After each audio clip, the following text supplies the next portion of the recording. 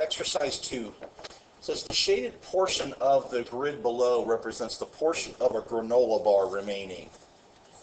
We have a 10 by 10 grid here again, 100 squares. And notice in each one of those it says 0.01.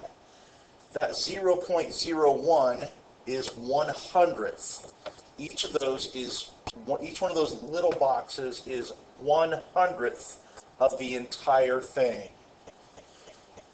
What percent does each block on the granola bar represent? Well, if each block is 1 out of 100, we're comparing 1 to 100, that means it's 1%. So each of these little blocks right here is 1% of the entire thing. The next question asks what percent of the granola bar remains.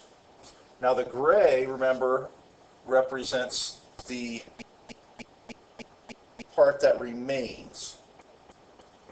So if we count those up, we have 80 of those that are gray. If each of those would be 1 out of 100, then we have 80 out of 100, which means that's 80%. The last question says, what other ways can we represent this percent? What other ways can we represent 80%? We already talked about how 80% means the same as the ratio 80 to 100, a part to whole ratio. But we could also write it as a fraction. A fraction is a ratio that is a part to whole relationship. 80/100ths. We could also write this as a decimal by putting 80/100ths, having an 8 in the 10th place and a 0 in the 100th place. All of those represent the same amount, but different ways of doing it. Now we could also go further. We could write simplified fractions. We could simplify 80/100ths to 8/10ths, or even 4/5ths.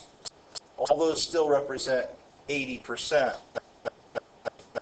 We could write decimals the simplest as well. We really don't need that 0 on there. And we would simply call it 8/10ths. And if we look at it, each of these strips right here is 1/10 of the whole thing. So 8 of those tenths are colored in.